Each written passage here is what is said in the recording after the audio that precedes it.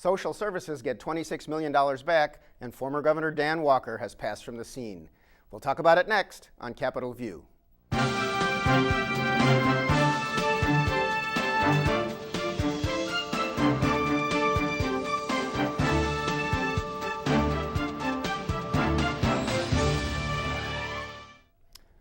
Welcome to Capitol View, the program where we talk about state issues, sometimes federal issues, and how they just might affect your life.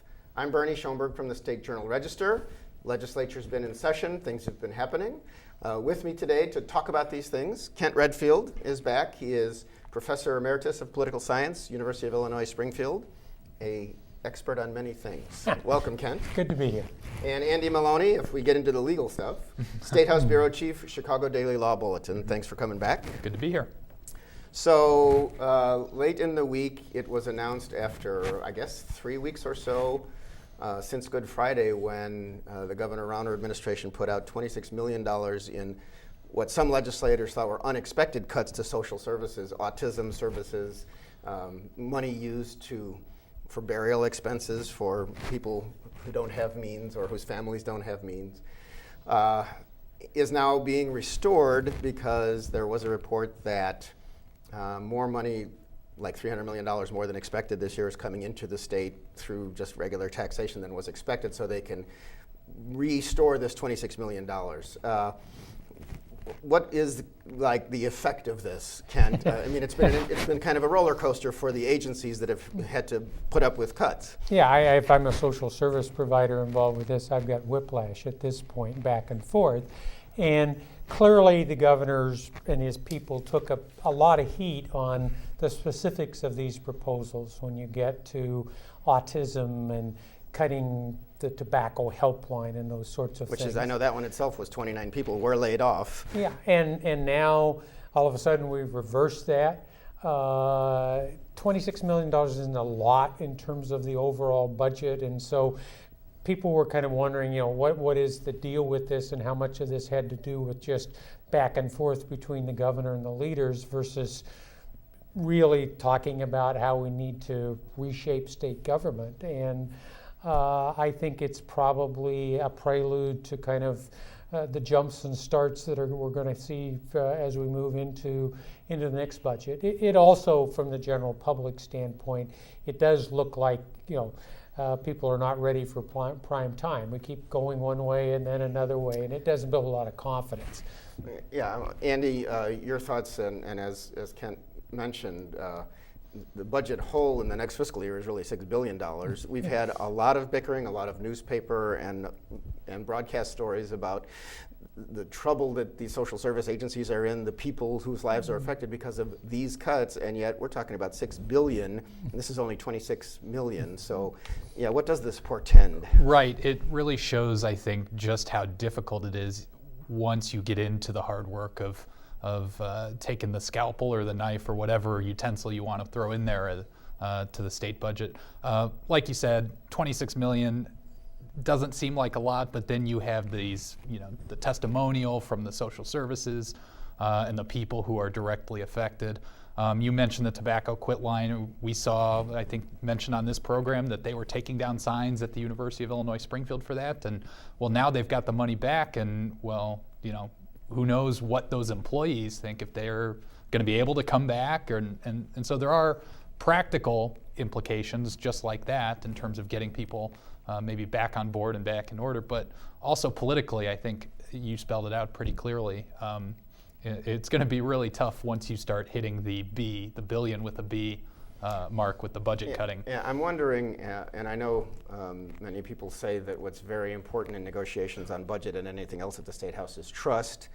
The Rauner administration said that they had indicated that they might have to make more cuts than, even after they reached a deal that they thought filled the $1.6 billion budget hole just to finish out the fiscal year through the end of June. And that $6 billion hole comes in the next fiscal year. Mm-hmm. So, but the fact that some legislators were caught off guard, and then the governor's budget chief apologized for any misunderstanding, even though they did say that they had warned this might happen.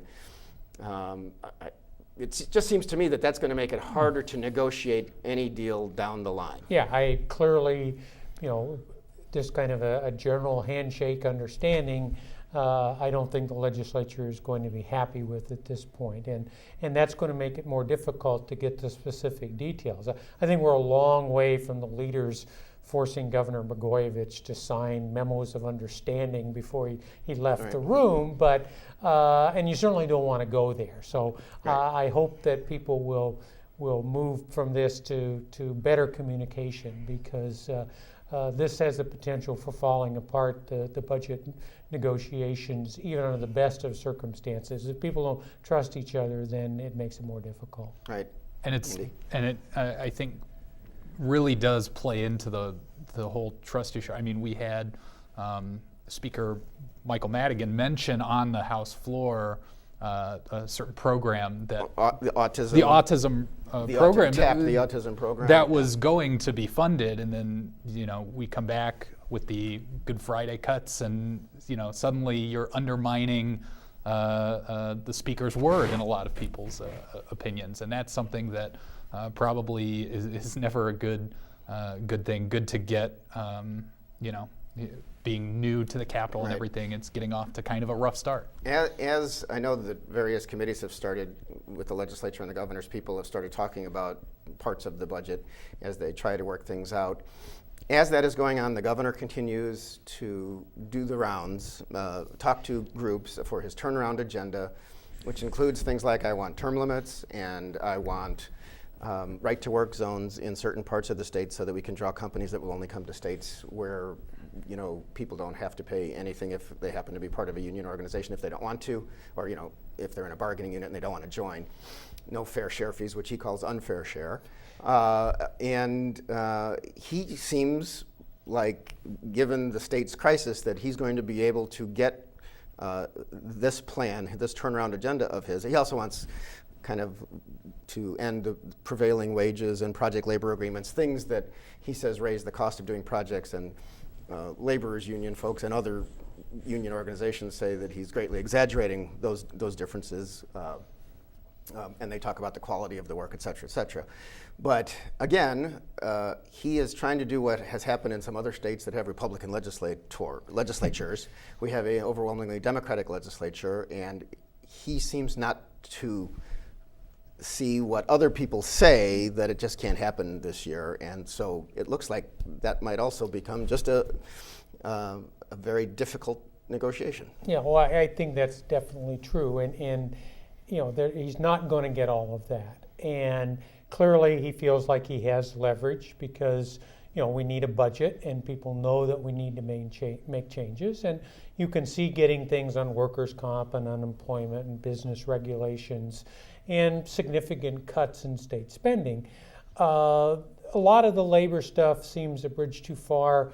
And the real question is, if we come right down to it, is the governor willing to not fund state government, shut it down, lock out state workers over whether he gets a constitutional amendment? And he did talk a little bit about that in early campaign appearances. So maybe he wants that. He seems to kind of relish the fact, I like to take arrows. He seems to talk that way. And could that happen? And would that happen? I hope it does not happen. I think it would be very foolish on his part not to take what he can get. He's already said, if you look at the working groups, we're not going to do education this year. I mean, he's put off part of that agenda. Well, he does say he'll give more money to education, but the major structural reforms. Yeah, about the funding mechanism. Oh, I think that's the real unknown, is how much is he willing to blow up state government to get all of the things on that turnaround agenda. And he could, at the same time, while the practical kind of results are questionable, I think, at best, so far we don't know if he's going to be able to get those things done. They do fit into his sort of larger theme that he expounded on in the campaign of shaking up Springfield and not being afraid to take arrows, as you said. Yeah, we'll see. It used to be that the legislature would try to end by the end of the fiscal year at the end of June, and then in the Pate Phillip era, who I guess he had other things to do in the spring, he didn't want to stay that long. Really, things got changed, and now the legislature needs to finish their business by the end of May, or else it takes an extraordinary majority after that for the budget that goes into effect July 1. Any estimates yet as to any possibility to be done by the end of May? Many people think not. And the governor's even started talking about it could go over. And I haven't heard directly, but Speaker Madigan, I have heard others say, has said don't make any plans for the summer. Could we pass a scaled back agenda in terms of the economic reforms, business reforms, and get a budget that had a mixture of revenue and cuts that would be a reasonable way to go forward? Sure, I think you could do that by the end of May. I just don't think that that's going to happen. The expectations are way too high in terms of what Governor Rauner said he wants to do, what I believe he can do, he believes he can do in his own mind. But once you get past the end of this month, then all of a sudden you're looking for 36 votes in the Senate and 71 votes in the House to pass a budget. And then the numbers just become impossible unless you're willing to have both sides give. Yeah, and of course he's also has said he wants these reforms before he'll even talk about labor reforms and pro-business reforms, before he'll even talk about more revenue, even though during the campaign he talked about maybe allowing a broadening of the sales tax to some services not now covered and things like that. He even talked at some point about maybe we didn't need to go all the way, keep the income tax as low as it has gone down to 3.75%, which it went down to January 1st from 5%. But he's really not talking about revenue yet, so we have to see where it goes. He also has had the Illinois Department of Transportation has been having some listening sessions. The governor appeared at one in Springfield where they're talking about he wants to have a massive road building, bridge reconstruction program just to keep things at least maintained. And yet when asked, well, what's your proposal for funding that, gas tax, other things, he says it's a little premature to talk about it. So how do we get, we are coming off the Quinn 5-year, $31 billion plan, which has kept people, fixing roads. But where do we go from here? And how do they get that money? Well, then do we need a massive infrastructure program? There's absolutely no question about it. One of the key advantages Illinois has is that it has it is a transportation hub, and we need to address rail, we need to address highways, we need to address water transportation, we need to address air in order to maintain that economic advantage. But the real question is, where do you get a stable source of money that allows you to bond that out? Are we willing to take the sales tax off of gasoline and then replace it with a higher gas tax so the consumer sees no difference at the pump, and then make up that revenue through expanding the sales tax base? There are people that think, that's a pretty reasonable sort of thing to do at this point, but it's really anybody's guess. We could have much higher license fees. That other states have higher fees for registering your car, and we can nickel and dime people, but we really need a revenue source that's going to grow over time with costs, and there are ways to get there. But if your position is we don't really need revenue, then I don't know where that leaves you. Yeah, well, or at least not yet. And Andy, as you know, members of the legislature often are worried about the next election, so doesn't that make any of these votes difficult? Right, yeah, and you've already seen the kind of political heat that can be applied when you're talking about the budget in the first 100 days of the Rauner administration. So yes, it becomes pretty perilous, I think, for legislators to give the the final green light to any of those types of budgets. Yeah, one thing I know that even to my house and to other people in Springfield, Raymond Poe is one of our representatives. He voted on just the budget agreement, which swept some funds, and some of them came from the road fund to help fund ongoing operations of state government. And so I know it was, I think it was Operating Engineers Local 150, based up kind of between here and Chicago, and covers some states. They are one of the funders of a flyer that went to homes, a mailer saying, you don't want bridges to collapse in your state like one did in, was it Minnesota, where they had, and they have a picture of cars falling into the river or something, and Raymond Poe took this bad vote. And he's like, everybody knows that I support infrastructure, but that is the kind of thing, and that's just a little piece, and that's not even at election time. And he's like, he could run forever and be elected in his safe district. So it clearly is that kind of weird thing. Let's use this time to talk a little about Dan Walker.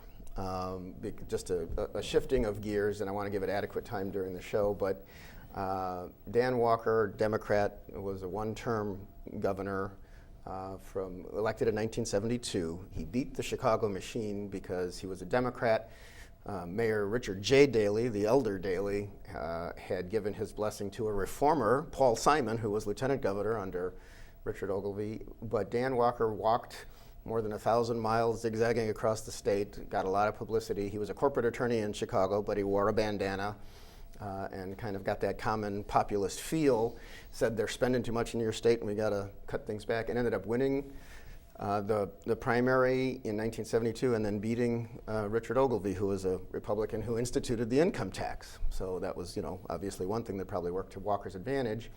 Walker, yes, he is one of those who went to federal prison, but it was 10 years after he was out of office. He became kind of a lavish spender after he left office, got in financial trouble, did some wrong stuff with the savings and loan that he controlled, and did 18 months in prison, which he talks about, terrible. And then in more recent years, has done a lot of writing, wrote a book about his own experiences here, wrote some fiction, lived in California, passed away this last week at age 92. So Kent, your thoughts about the legacy of Dan Walker? Well, and I came here in '75, so that was kind of two years into his administration. I think a lot of potential there, showing that you could run outside the party and that you could have a more independent candidate could win statewide.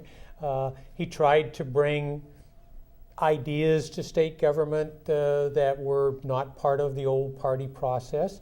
But there were some good accomplishments, the RTA, the Regional Transportation Authority up which in is Chicago. transit in Chicago. Okay. And then things having to do with workers' comp, unemployment, collective bargaining for teachers. Right. And, so he really pro-labor stuff. Yeah, and this was a 2-year period where the Democrats the governors took over the legislature after the Watergate election, in addition to having the governor's chair.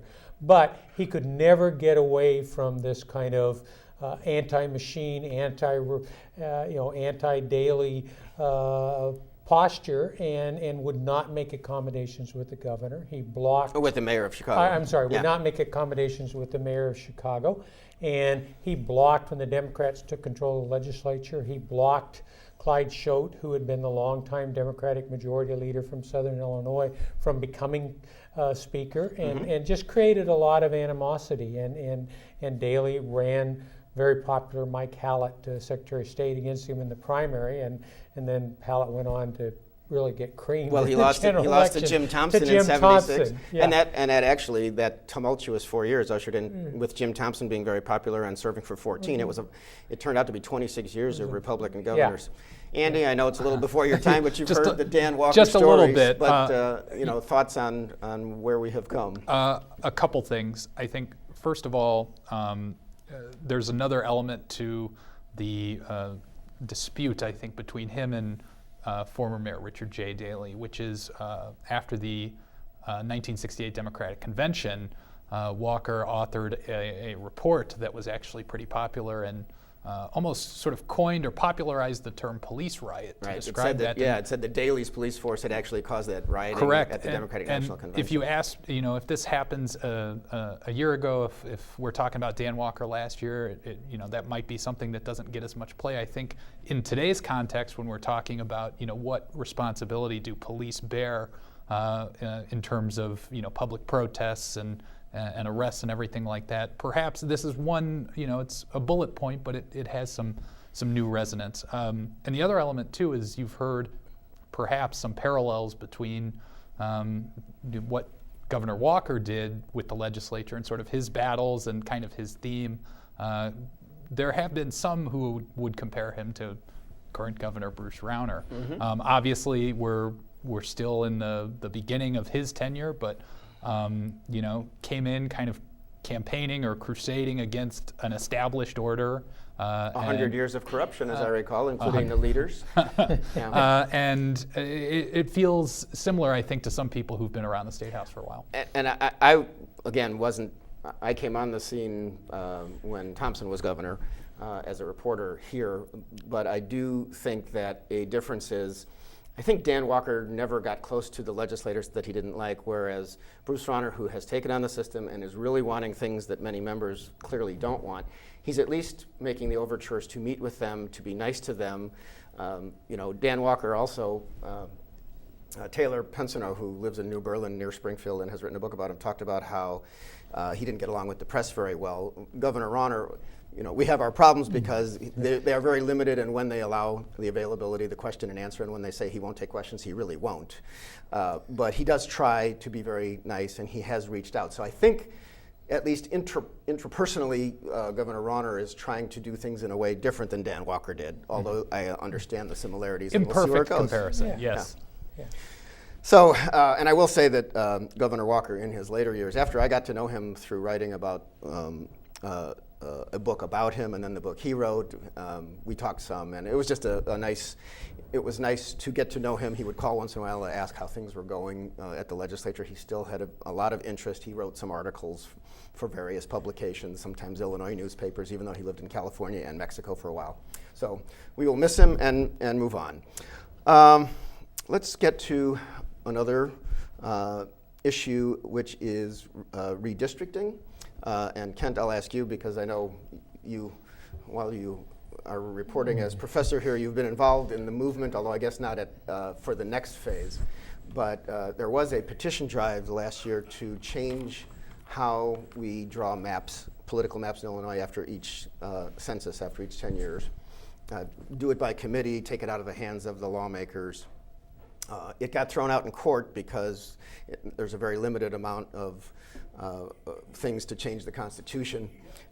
Anyway, what's happening now? There's a renewed effort to do this with, I guess, Bill Daley, son of late Mayor Richard and brother of former Mayor Dick Ritchie. Yes, yeah, and there's certainly some overlap between the people that were organizing the effort 2 years ago and now, and basically we're going to do it again. The primary legal issue had to do with kind of whether a person that was on this independent commission could also hold public office, and that was the primary objection. Right, it limited them from running for anything for 10 years, like for the legislature, and they said the judge said you can't do that. Yeah, but it will still be a close call in terms of whether it meets changing structure and process, which is what the legislature allows. They also were not successful in their petition drive. Ultimately, they didn't have enough signatures, and so because it's like 270,000 they need. Yeah, right? It's a lot of signatures, but assuming they get those two things right this time,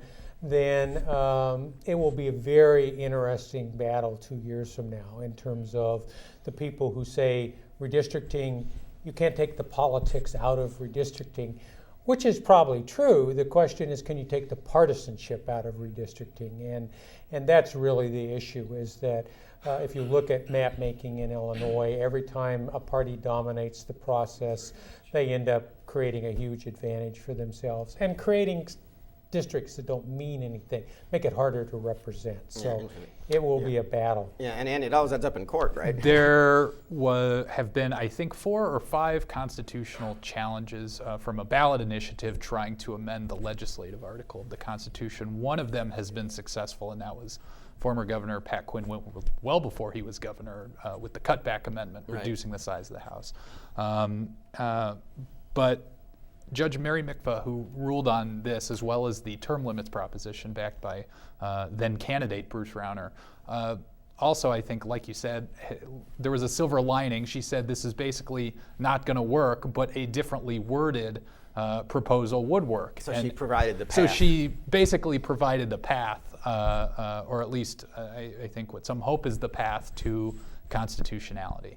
Okay, interesting. One other thing that happened in the past week, there was, I think, one of the biggest other than from Bruce Rauner to himself, campaign contributions I've ever seen. $4 million from Sam Zell, who for a while owned the Tribune and owns many companies in Chicago or big business, and to the Turnaround Committee, which has been formed to basically back Bruce Rauner's turnaround agenda, which is the Right. pro-business / some people think anti-union stuff. Kent, you've been watching campaign finance for a long time. What does this mean? And it's an independent committee, so they can basically spend as much as they want to help candidates or Right. advertise or whatever. Yeah, Is this a and- good thing or a bad thing? Well, independent expenditure, committees are allowed under the court's interpretation of the Constitution. They can put out ads, they can put out direct mailers, they can try to influence policy. And the question is whether this group and another one called Illinois Go are, whether that's going to be successful. Spending that kind of money in a legislator's district, will the legislator feel that? If you're trying to motivate people to get to the polls to vote for or against somebody, that's not a huge ask. I mean, it's just you're trying to influence people who are going to vote one way, who are probably going to vote anyway. This is really requiring citizens to somehow communicate with their legislators about how they really love the turnaround agenda. But there's a huge amount of money here. We're talking.